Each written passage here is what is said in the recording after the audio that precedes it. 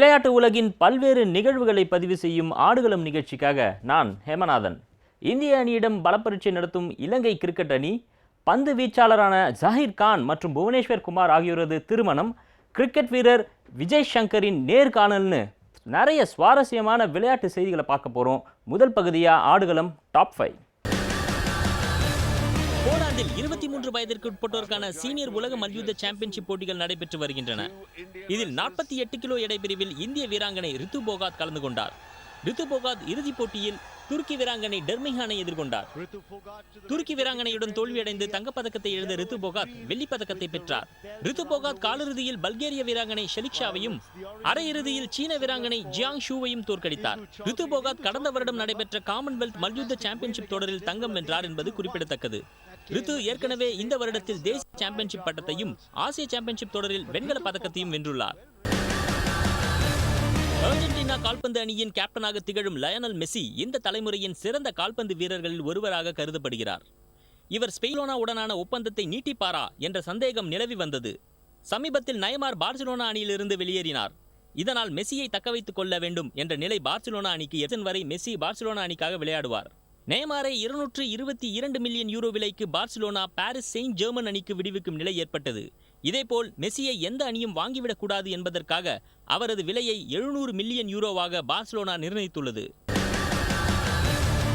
சுவிட்சர்லாந்தை சேர்ந்த டென்னிஸ் வீரரான Roger Federer உலகின் தலை சிறந்த வீரராக திகழ்ந்து வருகிறார். 19 கிராண்ட்ஸ்லாம் தொடர்களை வென்றுள்ளதன் மூலம் ஆண்கள் ஒற்றையர் டென்னிஸ் வீரர்களுள் மிக அதிக கிராண்ட்ஸ்லாம் பட்டம் வென்ற வீரர் என்ற புகழ்க்குரியவராக திகழ்கிறார். 29 முறை கிராண்ட்ஸ்லாம் இறுதிப் போட்டிகளில் ரோஜர் ஃபெடரர் விளையாடி இருப்பது இதுவரை யாரும் நிகழ்த்தாத சாதனையாக கருதப்படுகிறது. இந்நிலையில் சுவிட்சர்லாந்தின் பிரபல பல்கலைக்கழகமாக ஃபாசல் விளங்குகிறது. இந்த பல்கலைக்கழகம் ஃபெடரருக்கு டாக்டர் பட்டம் வழங்கி கௌரவித்துள்ளது. டாக்டர் பட்டம் பெற்றது கிராண்ட்ஸ்லாம் பட்டத்தை வென்றபோது கிடைத்த மகிழ்ச்சி போன்று உள்ளதாக ஃபெடரர் தெரிவித்துள்ளார். Hong Kong open super series badminton தொடரில் பெண்களுக்கான அரையிறுதிப் போட்டி ஒன்றில் இந்தியாவின் PV சிந்து தாய்லாந்தின் ரட்சோக் இன்டினோனை எதிர்கொண்டார். இதில் PV சிந்து அபாரமான ஆட்டத்தை வெளிப்படுத்தி 21-17, 21-17 என்ற நேர் செட் கணக்கில் ரட்சோக் இன்டினோனை வீழ்த்தி இறுதிப் போட்டிக்கு முன்னேறினார். இறுதிப் போட்டியில் உலக தரவரிசையில் 3வது இடத்தில் இருக்கும் PV சிந்து முதலிடத்தில் இருக்கும் சீனாவின் தாய் சூ சிங்கை எதிர்கொள்கிறார். PV சிந்து இறுதிப் போட்டியில் தாய் சூ சிங்கை வென்று சாம்பியன் பட்டத்தை வெல்லும் முனைப்பில் உள்ளார். கடந்த முறை நடைபெற்ற இறுதிப் போட்டியிலும் இவர்கள் இருவரும் பல பரீட்சை நடத்தினார்கள். அதில் சீன வீராங்கனை வெற்றி பெற்றார் என்பது குறிப்பிடத்தக்கது.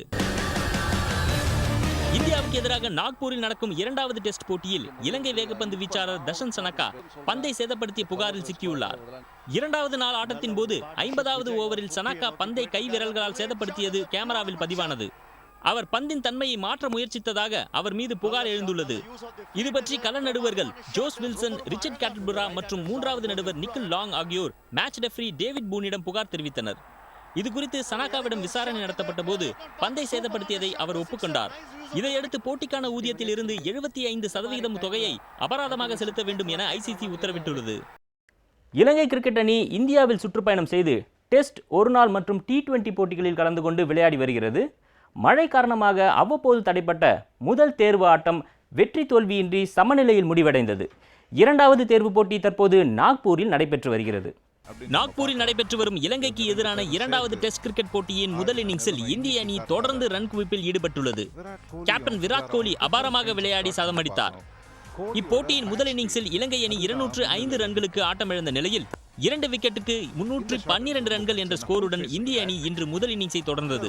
கேப்டன் விராட் கோலி தொடர்ந்து சிறப்பாக விளையாடி தனது 19வது சதத்தை பூர்த்தி செய்தார். புஜாரா 143 ரன்களில் ஆட்டமிழந்த போதிலும் கோலி தொடர்ந்து ரன்களை குவித்து இரட்டை சதம் அடித்தார். இதனால் இந்திய அணி இந்த போட்டியில் வலுவான நிலையில் உள்ளது. இந்திய கிரிக்கெட் கேப்டன் விராட் கோலி அனைத்து வகையான கிரிக்கெட்டிலும் சராசரி 50க்கும் மேல் வைத்து சாதனை படைத்துள்ளார். இந்தியா வந்துள்ள இலங்கை அணி 3 டெஸ்ட், 3 ஒருநாள், 3 T20 போட்டிகளில் விளையாடுகிறது. இதன் முதல் டெஸ்ட் போட்டி கொல்கத்தாவில் நடைபெற்றது. இந்த போட்டியில் கேப்டன் கோலி முதல் இன்னிங்ஸில் ரன் எதுவும் எடுக்காமல் அவுட் ஆனாலும் 2வது இன்னிங்ஸில் 104 ரன்கள் எடுத்து சர்வதேச அரங்கில் 50வது சதங்களை பூர்த்தி செய்துள்ளார். சர்வதேச அரங்கில் சச்சின் டெண்டுல்கர் 100 சதங்களை அடித்துள்ளார். இவருக்கு அடுத்தபடியாக ஆஸ்திரேலியாவின் ரிக்கி பாண்டிங் 71 சதங்களும் இலங்கையின் சங்கஹரா 63 ரன்களும் எடுத்துள்ளார். விராட் கோலியை தவிர தற்போது விளையாடி கொண்டிருக்கும் கிரிக்கெட் வீரர்கள் யாரும் டெஸ்ட், ஒருநாள், T20 என 3 வகையான கிரிக்கெட்டிலும் 50க்கும் மேற்பட்டு சராசரி வைக்கவில்லை. கோலி டெஸ்ட் போட்டியில் 50.12, ஒருநாள் போட்டியில் 55.74, T20யில் 52.86 ரன்கள் என்ற சராசரியை வைத்து சாதனை வீரனாக வலம் வருகிறார். இந்திய அணியின் செயல்பாடு மிகவும் மகிழ்ச்சி அளிப்பதாக இந்திய அணியின் கோச் ரவி சாஸ்திரி தெரிவித்துள்ளார். இந்தியா இலங்கை அணிகளுக்கு இடையிலான முதல் டெஸ்ட் கொல்கத்தா ஈடன் கார்டன் மைதானத்தில் நடைபெற்றது. கடைசி நாள் ஆட்டத்தின் போது விராட் கோலியின் சிறப்பான சதத்தால் இலங்கை அணிக்கு இந்தியா 231 ரன்களை வெற்றி இலக்காக நிர்ணயித்தது. இந்திய அணியின் அபாரமான பந்து வீச்சால் இலங்கை அணியின் விக்கெட்டுகள் மலமளவென விழுந்தன. 26.3 ஓவரில் 75 ரன்கள் எடுப்பதற்குள் 7 விக்கெட்டுகளை இழந்திருந்தது. அப்போது வெளிச்சமின்மை காரணமாக 5வது நாள் ஆட்டம் அத்துடன் முடிவுக்கு வந்ததால் ஆட்டம் டிராவில் முடிவடைந்தது. இந்நிலையில் இலங்கை அணிக்கு எதிரான முதல் டெஸ்ட் போட்டியில் இந்திய அணியின் செயல்பாடு மகிழ்ச்சி அளிப்பதாக உள்ளது என இந்திய அணியின் கோச் ரவி சாஸ்திரி தெரிவித்துள்ளார். ஈடன் கார்டன் மைதானத்தில் நடைபெற்ற டெஸ்ட் போட்டியில் இந்திய அணியின் செயல்பாடு மிகவும் திருப்தியாக இருப்பதாகவும் குறிப்பிட்டார். கிரிக்கெட் பந்து வீச்சாளரான ஜாகிர் கான், பாலிவுட் நடிகை சரிகா கட்ச் மற்றும் புவனேஸ்வர் குமார் அவரது தோழி நுபுர் நாக்கூர் ஆகியோரது திருமணம் சிறப்பாக நடைபெற்றது. அது பற்றி இப்போது பார்க்கலாம்.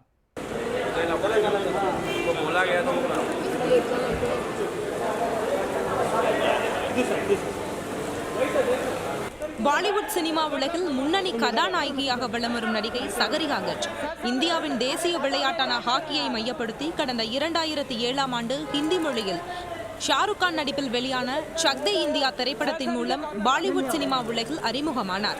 நடிகை சரிகா கட்ச் பிரபல கிரிக்கெட் பந்து வீச்சாளர் ஜாகிர் கான் இருவரும் கடந்த சில வருடங்களாக காதலித்து வந்தனர். பல்வேறு நிகழ்ச்சிகள் மற்றும் பொது இடங்களில் 2 பேரும் ஒன்றாக வலம் வந்தனர். ஜாகிர் கான், சரிகா கட்ச் இருவருக்கும் இடையே திருமண நிச்சயதார்த்தம் நடைபெற்றது. இந்நிலையில் இருவரும் பதிவு திருமணம் செய்து கொண்டனர். அதில் நெருங்கிய உறவினர்கள் மற்றும் நண்பர்கள் மட்டுமே கலந்து கொண்டனர். இதனைத் தொடர்ந்து நாளை வரவேற்பு நிகழ்ச்சி பிரம்மாண்டமாக நடைபெற உள்ளதாக தெரிவிக்கப்பட்டுள்ளது. இந்நிகழ்ச்சியில் கிரிக்கெட் வீரர்கள் மற்றும் முக்கிய பிரமுகர்கள் பங்கேற்பார்கள் என எதிர்பார்க்கப்படுகிறது. இதனிடையே இந்திய கிரிக்கெட் வீரர் புவனேஸ்வர் குமாருக்கும் அவரது தோழி நுபுர் நாகருக்கும் திருமணத்திற்கான நிச்சயதார்த்தம் நொய்டாவில் அக்டோபர் 4ஆம் தேதி நடந்தது. இந்நிலையில் இவர்களின் திருமணம் மீரட்டில் பிரம்மாண்டமாக நடைபெற்றது. இதில் இரு குடும்பத்தினர் மற்றும் நெருங்கிய உறவினர்கள் மட்டுமே பங்கேற்றனர். திருமண வரவேற்பு நிகழ்ச்சி 2 இடங்களில் நடக்க உள்ளது. புலந்த்சஹரில் நவம்பர் 26ஆம் தேதியும் டெல்லியில் நவம்பர் 30ஆம் தேதியும் நடக்க உள்ளது. இந்த நிகழ்ச்சியில் கிரிக்கெட் பிரபலங்கள் கலந்து கொள்கின்றனர். ஜம்மு காஷ்மீரின் ஸ்ரீநகரில் உள்ள ராணுவ பள்ளிக்கு இந்திய அணியின் முன்னாள் கேப்டன் மகேந்திர சிங் தோனி திடீர்னு வருகை தந்து மாணவர்களிடம் கலந்துரையாடினார். இந்திய அணியின் முன்னாள் கேப்டன் மகேந்திர சிங் தோனி தற்போது ஓய்வில் உள்ளார். அனைத்து வகையான கிரிக்கெட் போட்டியிலும் தோனி சிறப்பாக விளையாடியுள்ளார். அவரை கௌரவப்படுத்தும் வகையில் ராணுவ லெப்டினன்ட் கர்னல் பதவி வழங்கப்பட்டுள்ளது. இந்நிலையில் ஸ்ரீநகரில் உள்ள ராணுவ பள்ளிக்கு மகேந்திர சிங் தோனி திடீரென சென்றார். அங்கு படித்துக் கொண்டிருந்த மாணவர்களிடம் கலந்துரையாடினார். அப்போது அவர் மாணவர்கள் கல்வியில் ஈடுபாடு காட்டுவது போல் விளையாட்டிலும் கவனம் செலுத்த வேண்டும் என கேட்டுக்கொண்டார். இந்திய அணியில் சிறந்து விளங்கும் மகேந்திர சிங் தோனியை கண்டதும் மாணவர்கள் இன்ப அதிர்ச்சி அடைந்தனர். உடல் தகுதி இல்லாததால் அணியில் சேர்க்கப்படாமல் இருக்கும் யுவராஜ் சிங் தற்போது பெங்களூரில் உள்ள தேசிய கிரிக்கெட் அகாடமியில் தீவிர பயிற்சியில் ஈடுபட்டுள்ளார். இந்திய கிரிக்கெட் அணி நிர்வாகம் வீரர்களின் உடல் தகுதி விஷயத்தில் எந்தவித சமரசத்திற்கும் இடம் கிடையாது என்பதில் தெளிவாக இருக்கிறது. கேப்டன் விராட் கோலி, பயிற்சியாளர் ரவி சாஸ்திரி ஆகியோரும் வீரர்களின் உடல் தகுதியில் அதிக கவனம் செலுத்துகிறார்கள். 35 வயதாகும் யுவராஜ் சிங் கடைசியாக கடந்த ஜூன் மாதம் வெஸ்ட் இண்டீஸ் அணிக்கு எதிரான தொடரில் ஆடியிருந்தார். இந்திய மிடில் வரிசை பேட்ஸ்மேன் யுவராஜ் சிங் போதிய உடல் தகுதியுடன் இல்லாததால் அணியில் இருந்து நீக்கப்பட்டார். யோயோ எனப்படும் கடுமையான உடற்பயிற்சி சோதனையில் குறிப்பிட்ட புள்ளிகளை எடுத்தால் மட்டுமே அந்த வீரர் உடல் தகுதியுடன் இருக்கிறார் என்று அணி நிர்வாகம் கருதுகிறது. இதையடுத்து யுவராஜ் சிங் தற்போது பெங்களூருவில் உள்ள தேசிய கிரிக்கெட் அகாடமியில் தீவிர பயிற்சியில் இறங்கியுள்ளார். அவர் யோயோ சோதனையில் 16.1 புள்ளியை எட்டிவிட்டால் இலங்கை ஒருநாள் தொடருக்கான அணியில் தேர்வு செய்யப்பட வாய்ப்பு உள்ளது. அதே சமயம் காயமடையாத நிலையில் ரஞ்சி கிரிக்கெட்டை தவிர்த்து உடல் தகுதிக்காக தேசிய அகாடமியில் அவர் பயிற்சி பெறுவது சர்ச்சையை ஏற்படுத்தியுள்ளது. பல விளையாட்டு வீரர்களை அடையாளப்படுத்தி வரும் நம்ம ஆடுகளம் நிகழ்ச்சியில தற்போது இந்திய தேர்வு அணியில் இடம்பெற்றுள்ள தமிழக வீரர் விஜய் சங்கர் ஜெயா பிளஸ் தொலைக்காட்சிக்கு அளித்த பிரத்யேக நேர்காணலை பார்க்கலாம். நீண்ட நாளுக்கு பிறகு தமிழகத்திலிருந்து ஒரு இளம் கிரிக்கெட் வீரர் தமிழக அணியில் ஆல்ரவுண்டராக இணைந்திருப்பது மக்களிடையே ஒரு வரவேற்பை ஏற்படுத்தி இருக்கிறது. இந்நிலையில் அவர் நம்மிடம் இருக்கிறார். அவரிடம் கேட்போம், சார், இந்திய கிரிக்கெட்டில் ஒரு கனவாக இருந்துட்டு இருக்கு, தமிழகத்திலிருந்து மிக சிலரே வந்து இந்திய கிரிக்கெட்ல வந்து இடம்பெற்றிருக்காங்க. நீங்க வந்து தற்போது வந்து இடம்பெற்றிருப்பது எப்படி பார்க்குறீங்க? கண்டிப்பாக ஒரு சந்தோஷமான ஒரு விஷயம். ஏன்னா இந்தியா டெஸ்ட் ஆடணுங்கிறது வந்து ஒரு பெரிய ட்ரீம் எல்லாருக்குமே. ஸோ அந்த 15ல் இப்போ நான் இருக்கேங்கிறது வந்து ரொம்ப சந்தோஷமான ஒரு விஷயம்.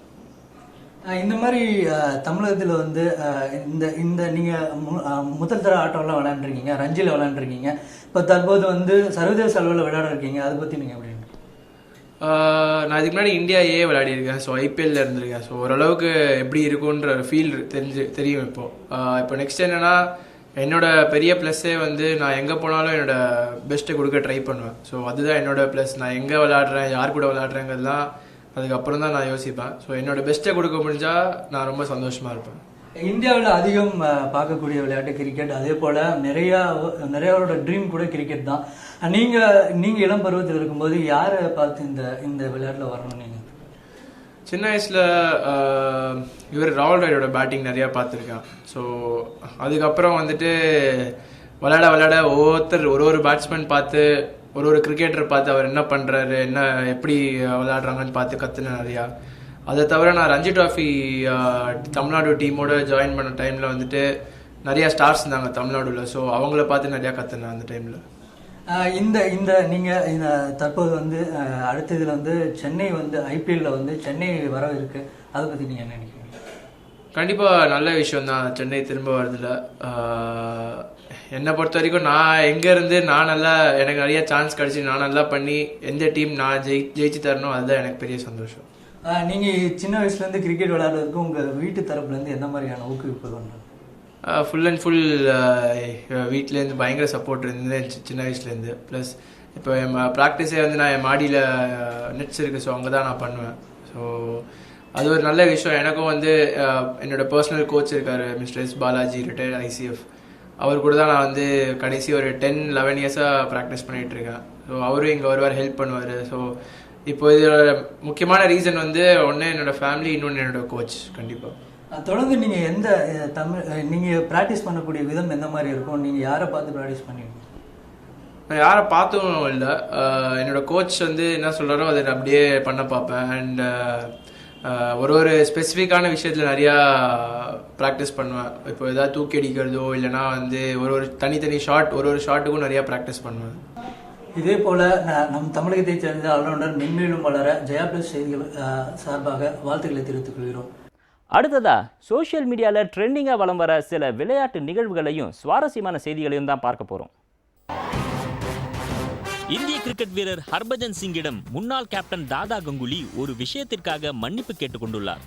வங்கப்புலி கங்குலி ட்விட்டரில் கணக்கு வைத்திருந்தாலும் சோஷியல் மீடியாவில் அதிக நேரம் செலவிட மாட்டார். ஹர்பஜன் சிங் நடிகை கீதா பாஸ்ராவை திருமணம் செய்துள்ளார். இந்த தம்பதிக்கு ஹீனா என்ற மகள் உள்ளார். ஹர்பஜன் சிங் தனது மனைவி குழந்தையுடன் அமிர்தசரஸ் பொற்கோயிலில் எடுத்துக்கொண்ட ஒரு படத்தை ட்விட்டரில் ஷேர் செய்திருந்ததை கங்குலி கவனித்து விட்டார். வெகு நாட்கள் உடன் விளையாடிய வீரர் ஹர்பஜன் சிங் என்பதால் ட்விட்டரில் கங்குலி அந்த படத்திற்கு ரிப்ளை செய்தார். மகன் அழகு பஜ்ஜி, உங்கள் மகன் ரொம்ப அழகாக இருக்கிறான், எனது அன்பை அவனுக்கு கொடுக்கவும் என்ற அர்த்தத்தில் ஹிந்தியில் கங்குலி ட்வீட் செய்திருந்தார். ஆனால் அப்போதுதான் தனது தவறை கங்குலி உணர்ந்தார். ஹர்பஜன் சிங்கின் மகளை தான் மகன் என தப்பாக குறிப்பிட்டதை உணர்ந்த கங்குலி உடனடியாக மற்றொரு ட்வீட் செய்தார். பஜ்ஜி மன்னித்துக் கொள்ளவும், உங்கள் மகள் அழகாக இருக்கிறார், எனக்கு வயதாகிறதல்லவா என்று கும்பிடுவதைப் போல் இமோஜி போட்டு ட்வீட் செய்திருந்தார் கங்குலி. தனது ஆசான் கங்குலி தப்பாக குறிப்பிட்டதை பெரிதாக எடுத்துக்கொள்பவரா ஹர்பஜன்? இல்லை. பதிலுக்கு ஹர்பஜன் ஒரு ட்வீட் போட்டார். தாதா, உங்கள் ஆசிக்கு நன்றி, சனாவுக்கு அன்புகள், விரைவில் உங்களை சந்திக்க வேண்டும் என்று பதிலளித்திருந்தார். கிரிக்கெட்டின் இருபெரு ஜாம்பவான்களின் இந்த உரையாடலை நெட்டிசன்கள் வெகுவாக ரசிக்கிறார்கள். கொழும்புவில் நடந்த ஒரு உள்ளூர் போட்டியில் இலங்கை வீரர் ஒருவர் வித்தியாசமான ஷாட் ஒன்றை அடிக்க முயற்சித்திருக்கிறார். அந்த ஷாட் அடிக்க முயன்ற சமரசில்வா இதன் மூலம் ஒரே நாளில் வைரல் ஆகி இருக்கிறார். இவர் பந்தை சாதாரணமாக அடிக்காமல் ஸ்டம்புக்கு பின்பக்கம் போய் நின்று வித்தியாசமாக அடிக்க முயன்றிருக்கிறார். அவரின் இந்த முயற்சி கிரிக்கெட் உலகில் மிகவும் வித்தியாசமான ஷாட் என்று கூறப்படுகிறது. ஸ்டம்புக்கு பின்னே சென்று இவர் சிக்ஸர் அடிக்க முயன்றார். ஆனால் பவுலர் லாவகமாக பந்தை சரியாக ஸ்டம்பை நோக்கி வீசி அவரை அவுட் செய்தார். தற்போது இது வீடியோவாக வெளியாகி வைரலாகியுள்ளது. அந்த பால் ஃப்ரீ ஹிட் பால் என்பது தெரிய வந்திருக்கிறது. அதனால் அவர் தைரியமாக அப்படி விளையாடி இருக்கிறார். இதேபோல் ஷாட் அடித்த இன்னொரு பிளேயரின் வீடியோ ஒன்றும் வெளியாகி உள்ளது. பாகிஸ்தானில் நடந்த ஒரு உள்ளூர் போட்டியில் ஒரு பிளேயர் இதேபோல் விளையாடி இருக்கிறார். கடைசி நொடியில் ஸ்டம்புக்கு உள்ளே வந்து இவர் சரியாக பந்தை அடித்து பறக்க விட்டிருக்கிறார்.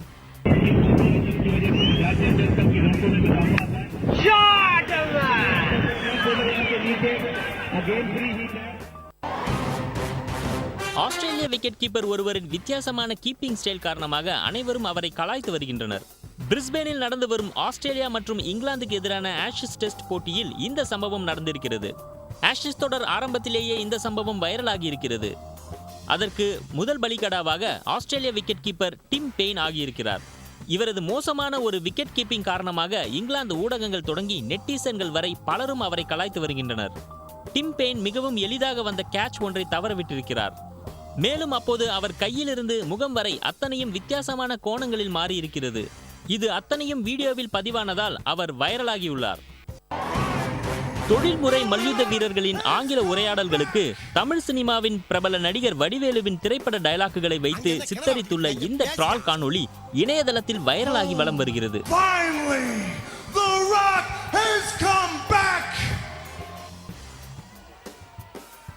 அங்க என்ன கிணறா வெட்டிட்டு இருக்காங்க, பேசியா?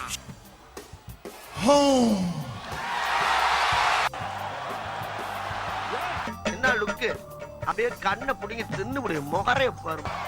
பேசிக்கிட்டு இருக்கேன் மாமா, பேசிக்கிட்டு இருக்கேன் மாமா. திரும்ப திரும்ப கூப்பிட்டா மிரண்டுருமா? ஏயா உயிரை வாங்குற? நல்லா தான் கேட்கல, அப்புறம் என்ன சொன்னாங்க ஒன்னு சொன்னாங்க கேட்டுக்கிட்டா இருக்க நீ. வந்துட்டாயா வந்துட்டாயா, கழுகுக்கு மூக்கு வெறுத்த மாதிரி வந்துட்டாயா, நீ என்ன கொஞ்சம் வரத்துக்கையா. What is your name? Babu. Snake Babu. இந்தியாவின் இளம் ஆல்ரவுண்டராக இருக்கும் ஹர்திக் பாண்டியா ஃபேஷன் மேகசின் ஒன்றிற்கு மிக கவர்ச்சியாக போஸ் கொடுத்து தனது ரசிகர்களை கவர்ந்துள்ளார். இந்தியாவின் வளர்ந்து வரும் கிரிக்கெட் நட்சத்திரமாக இருப்பவர் ஹர்திக் பாண்டியா. அதிரடி ஆட்டத்திற்கு பெயர் போன பாண்டியா அவ்வப்போது தனது லுக்கை மாற்றி ஸ்டைலாக வலம் வருகிறார். ஃபேஷனில் அதிக ஆர்வமுள்ள ஹர்திக் பாண்டியா ட்ரெண்டாக உள்ள ஹேர் ஸ்டைல், உடை ஆகியவற்றை விரும்புவார். இந்நிலையில் மேக்சிம் என்ற இதழின் அட்டை படத்தில் சட்டை இல்லாமல் சிக்ஸ் பேக்குடன் போஸ் கொடுத்திருக்கிறார். இதை ட்விட்டரிலும் பதிவிட்டு தனது ரசிகர்களை கவர்ந்து வருகிறார். சச்சின் டெண்டுல்கரின் மகன் அர்ஜுன் 19 வயதிற்குட்பட்டோருக்கான கிரிக்கெட் போட்டியில் 5 விக்கெட்டுகளை வீழ்த்தி அசத்தியுள்ளார். 19 வயதிற்கு உட்பட்டோருக்கான கிரிக்கெட் தொடர் தற்போது பல்வேறு மாநிலங்களில் நடைபெற்று வருகிறது. இதில் மத்திய பிரதேச அணிக்கு எதிரான போட்டியில் மும்பை அணிக்காக சச்சின் டெண்டுல்கரின் மகன் அர்ஜுன் பங்கேற்று விளையாடினார். இதில் முதலில் பேட்டிங் செய்த மத்திய பிரதேச அணி முதல் இன்னிங்ஸில் 361 ரன்கள் எடுத்தது. இதற்கு 506 ரன்கள் அடித்து மும்பை அணி பதிலடி கொடுத்தது. பின் இரண்டாவது இன்னிங்ஸில் மத்திய பிரதேச அணி 411 ரன்கள் எடுத்து ஆல் அவுட் ஆனது. இதில் 5 விக்கெட்டுகளை கைப்பற்றி அர்ஜுன் அசத்தினார். மாஸ்டர் பிளாஸ்டர் என வர்ணிக்கப்படும் சச்சின் டெண்டுல்கரின் மகன் அர்ஜுன் பவுலிங்கில் அதிக கவனம் செலுத்துவதற்கு கிரிக்கெட் பிரபலங்கள் வாழ்த்து தெரிவித்து வருகின்றனர்.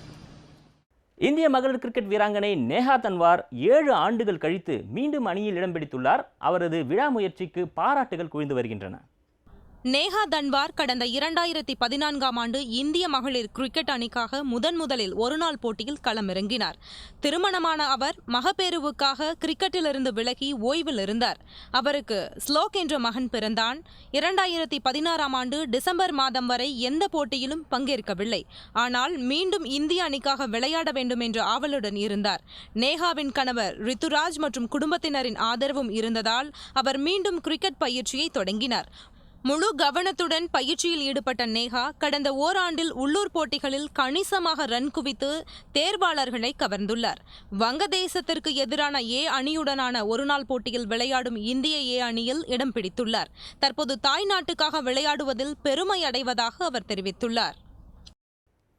ஆஸ்திரேலியாவில் நடைபெற்ற மகளிர் ஆஷஸ் T20 தொடரில் ஆஸ்திரேலியாவை 2-1 என வீழ்த்தி இங்கிலாந்து அணி தொடரை கைப்பற்றியது.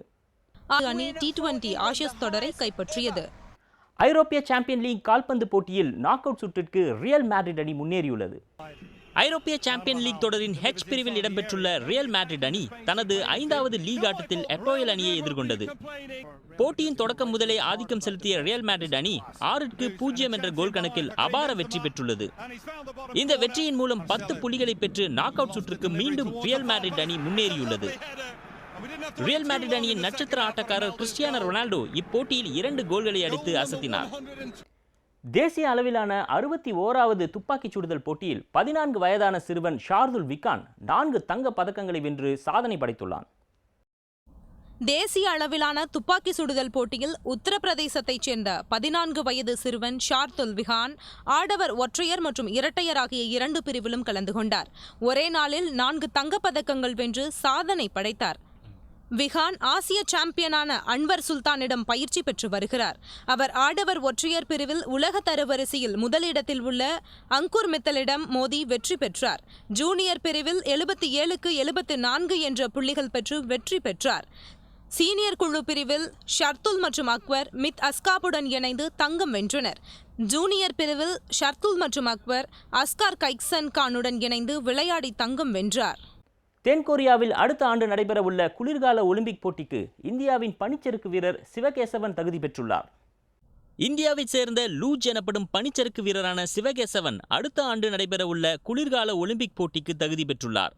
அவர் 3 முறை ஆசிய கோப்பை போட்டிகளில் தங்கம் வென்றுள்ளார். வியஸ்மன் உலகக்கோப்பையில் விளையாடி வரும் சிவா அதில் பெற்றுள்ள புள்ளிகள் மூலம் ஒலிம்பிக்கிற்கு தகுதி பெற்றுள்ளார்.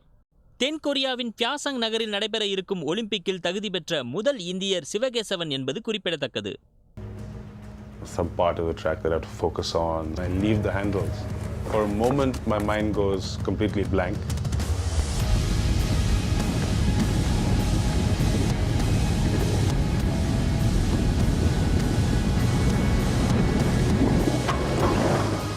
ஒலிம்பிக் பதக்க நாயகன் சுஷில் குமார் மல்யுத்த போட்டியில் விளையாடாமலேயே 74 கிலோ பிரிவில் தங்கம் வென்றார். இதனால் சுஷில் குமார் மீது விமர்சனங்கள் எழுந்துள்ளன. இந்தியாவின் சுஷில் குமார் 2008 பெய்ஜிங் ஒலிம்பிக்கில் வெண்கலமும் 2012 லண்டன் ஒலிம்பிக்கில் வெள்ளிப் பதக்கமும் வென்று அசத்தியவர். கடந்த ரியோ ஒலிம்பிக் போட்டியில் அவர் பங்கேற்க கடைசி வரை அனுமதிக்கப்படவில்லை. இந்நிலையில் இந்தூரில் தேசிய மல்யுத்த சாம்பியன்ஷிப் போட்டிகள் நடைபெற்றன. இதில் 74 கிலோ பிரிவில் கலந்து கொண்ட சுஷில் குமார் காலிறுதி, அரையிறுதி, இறுதிப் போட்டி ஆகியவற்றில் விளையாடாமலேயே தங்கப்பதக்கம் வென்றுள்ளார். காலிறுதியில் விளையாட வந்த எதிர் வீரர் சுஷில் குமாரின் கால்களை தொட்டு கும்பிட்டுவிட்டு போட்டியிலிருந்து விலகுவதாக அறிவித்தார். இதையடுத்து சுஷில் குமார் வெற்றி பெற்றதாக அறிவிக்கப்பட்டார். அதேபோல் அரையிறுதிப் போட்டியிலும் விளையாடாமலேயே வென்றார். இறுதிப் போட்டியில் விளையாட வந்த பிரவீன் ராணா தொடையில் காயம் ஏற்பட்டுள்ளது என கூறி கடைசி நேரத்தில் விளையாடாமல் வெளியேறினார். இதையடுத்து சுஷில் குமார் முக்கிய சுற்றுகளில் விளையாடாமலேயே வெற்றி பெற்றுள்ளார். இந்த வெற்றி சுஷில் குமார் மீது சர்ச்சையை ஏற்படுத்தியுள்ளது. இந்த வாரம் ஆடுகளம் நிகழ்ச்சி சுவாரஸ்யமான விளையாட்டு நிகழ்வுகளை உங்கள் கண்ணு முன்னாடி கொண்டு வந்திருக்கும்னு நம்புகிறோம். மீண்டும் அடுத்த வாரம் சந்திப்போம். நன்றி, வணக்கம்.